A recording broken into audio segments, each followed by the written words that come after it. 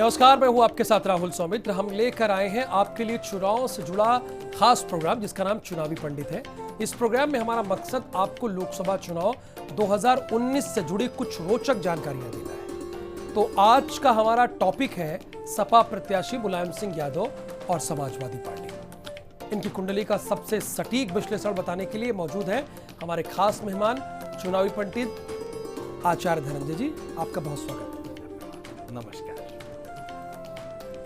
और अब बात करेंगे मुलायम सिंह यादव के सितारे कहते क्या है। समाजवादी पार्टी के संरक्षक और उत्तर प्रदेश के पूर्व मुख्यमंत्री और अभी मैनपुर से प्रत्याशी हैं।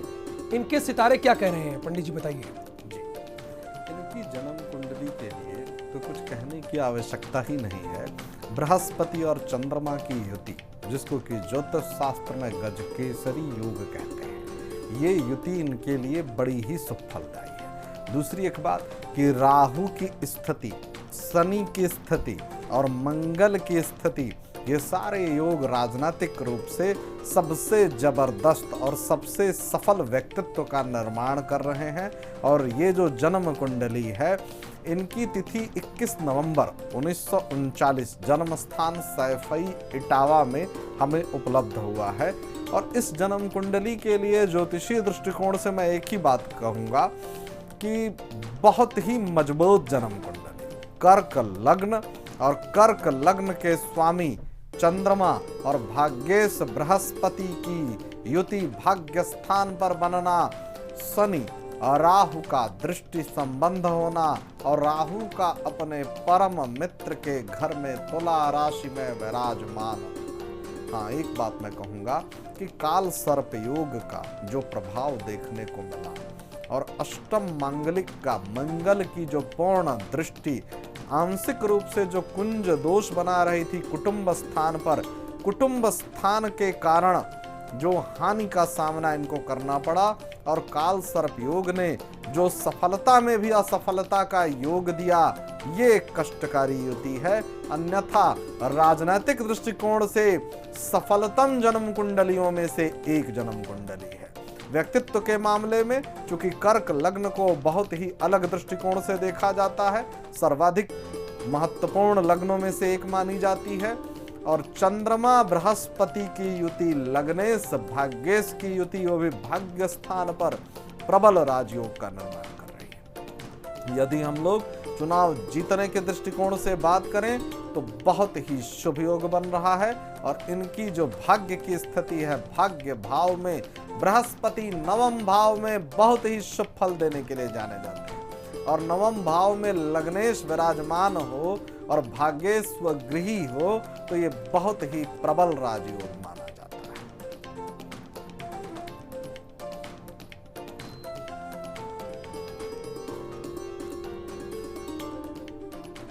तो पंडित जी ये भी बताइए, क्या मुलायम के ग्रहों की चाल जी खेल बिगाड़ेगी? नहीं, खेल तो बिगाड़ने की स्थिति इसलिए नहीं बनेगी क्योंकि जो समाजवादी पार्टी की जो जन्म कुंडली है और वर्तमान समय के जो गोचर की स्थिति है, अब जैसे शनि का नीच की राशि में विराजमान होना और काल सर्प योग का प्रभाव होना और शनि का वर्तमान के गोचर में जहां इनका सूर्य विराजमान है, सूर्य शुक्र की जो युति बन रही है द्वितीय पंचम में और शनि की स्थिति बृहस्पति के घर में, मतलब इनके लिए निजी तौर पर तो राजनीतिक सफलता का योग बनता है, लेकिन खेल बिगाड़ने वाली स्थिति नहीं बन रही है। क्योंकि गोचर से जो ग्रहों की स्थितियां बन रही हैं उसके अनुसार खेल बिगाड़ने की स्थिति नहीं बनेगी। हाँ, ये जरूर मैं खुल करके कह सकता हूं कि निजी तौर पर इनके लिए सम्मानजनक स्थिति निर्मित हो जाएगी। और आज उन्होंने नामांकन किया है, तो आज का दिन इनके लिए कितना शुभ रहेगा? आज का दिन बहुत ही शुभ है। एक तो सोमवार का दिन है, भगवान शिव जी का दिन माना जाता। दूसरी बात कि इनकी जन्म कुंडली के अनुसार लग्नेश और लग्नेश चंद्रमा और सोमवार को चंद्रवासरे कहा जाता है। ये चंद्रमा का ही दिन है और चंद्रमा चूंकि शिव जी के ललाट पर विराजमान है, इसलिए सोमवार का दिन चंद्रमा के लिए बहुत ही शुभ माना गया है। और इनकी जन्म कुंडली के अनुसार चंद्रमा और बृहस्पति की युति भाग्य स्थान को धर्म का स्थान भी कहते हैं, नवम भाव को धर्म का भाव भी कहते हैं। और यही वजह है कि इस धार्मिक दृष्टिकोण से सर्वाधिक शुभ ग्रह बृहस्पति की जब चर्चा होती है तो नवम भाव में बृहस्पति को सर्वाधिक शुभ फल देने वाला ग्रह बताया जाता है। और यदि लग्नेश और भाग्येश की युति नवम भाव में बन रही हो तो इससे अच्छा तो कुछ हो ही नहीं सकता। तो 2019 के चुनाव के लिए मुलायम सिंह यादव को क्या क्या सावधानियां बरतनी चाहिए आचार्य जी? सबसे पहली एक बात तो मैं कहूंगा स्वास्थ्य की, क्योंकि चंद्रमा सर्वाधिक संवेदनशील ग्रह होता है। दूसरी एक बात कहूंगा कि इनको अपने परिवार के दृष्टिकोण में, चूंकि द्वितीय स्थान पर मंगल की दृष्टि का होना, जो इनका कुटुंब है, जो इनका अपना खुद का परिवार है, इनके जो खुद के सगे संबंधी हैं, कुटुंब स्थान पर मंगल जैसे ग्रह की दृष्टि का होना ये कष्टकारी है। अपने कुटुंब से सामंजस्य स्थापित करें, परिवार के लोगों को व्यवस्थित और नियंत्रित करें, ये सर्वाधिक महत्वपूर्ण है। व्यवस्थित और नियंत्रित करें, और साथ ही साथ आचार्य जी ने बताया कि स्वास्थ्य पर असर पड़ सकता है। हाँ। इनका राजयोग क्या कह रहा है आचार्य? राजयोग तो इनका प्रबल है, प्रबल। इनकी कुंडली स्वयं के दृष्टिकोण से सर्वाधिक सफल जन्म कुंडलियों में से एक है। स्वयं के दृष्टिकोण, स्वयं के दृष्टिकोण मतलब मुलायम सिंह यादव जी के दृष्टिकोण जी, चूंकि जो इनकी संगठन सपा की जब जन्म कुंडली हम लोग बनाते हैं अध्ययन के दृष्टिकोण से, जब मैंने देखा तो समाजवादी पार्टी की स्थिति बहुत अच्छी मुझे नहीं दिख रही। जो शनि की स्थिति है, या जो चुनाव लड़ करके जो पूर्ण रूपेण विजयी होकर के सत्ता में किसी प्रकार के हस्तक्षेप की स्थिति है, तो उसमें मुझे वो बल नहीं दिख रहा है। लेकिन निजी तौर पर यदि कहें तो मुलायम सिंह जी की जो जन्म कुंडली है वो बहुत ही मजबूत स्थिति में है।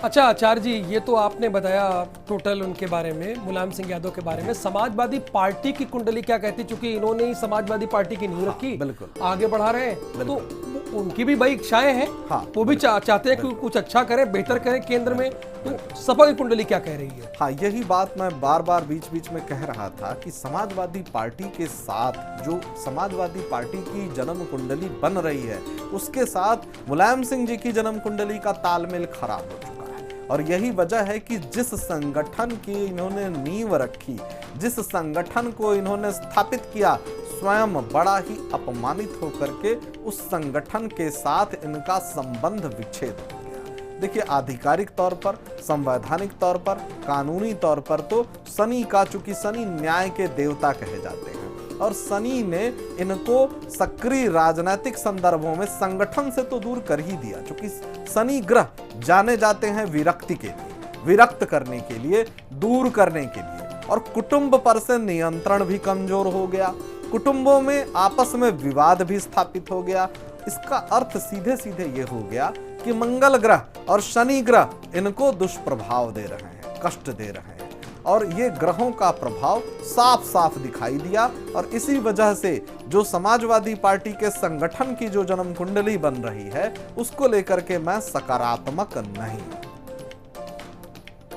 तो आचार्य जी, आप ये भी बताइए, जी, चूंकि सपा बाहर से समर्थन तो देती रही है सरकार बनने में, जी जी जी, लेकिन क्या ऐसा कोई दिख रहा है इनकी कुंडली में, चांसेस है कि ये भीतर से भी सहयोग करें? बहुत मुश्किल है, बहुत मुश्किल, बहुत मुश्किल है, बहुत मुश्किल। अच्छा, फिर ये बताइए, मुलायम और सपा की कुंडली क्या दूसरी पार्टियों का खेल बिगाड़ेंगे? क्योंकि ये कभी खेल बनाते नहीं, बिगाड़ने में भी होशियार है, मैं देख रहा हूं। ये तो क्या ऐसा कुछ हो रहा है? देखिए, एक बात तो मैं खुल के कहना चाहता हूँ कि यदि निजी तौर पर इस जन्म कुंडली की मैं बात करूं, जो मुलायम सिंह जी की जन्म कुंडली है, तो उसमें मुझे कुछ भी कहने में कोई झिझक नहीं है। बहुत ताकतवर, बहुत शक्तिशाली ग्रहों का योग बन रहा है, क्योंकि बृहस्पति अपने आप में सर्वाधिक शुभ ग्रह कहे जाते हैं, और नवम भाव में बृहस्पति का लग्नेश चंद्रमा के साथ युति का बनना, जैसा अभी अभी आपने जो चर्चा की कि खेल बनाने में और खेल बिगाड़ने में दोनों में ही सक्षम होती है ये जन्म कुंडली। लेकिन सबसे बड़ी बात क्या है कि इस संगठन में जो सर्वे सर्वा निर्णय लेने की स्थिति है, इस संगठन के स्वामित्व का ही पद इनसे चला गया है, और शनि ने यहीं पर इनको कमजोर कर दिया है। ये सबसे बड़ी बात है। बहुत धन्यवाद आचार्य जी, आप हमारे स्टूडियो में आए, साथ ही साथ आपने मुलायम सिंह यादव और समाजवादी पार्टी की कुंडली के बारे में बताया। बहुत धन्यवाद, प्रणाम। नमस्कार।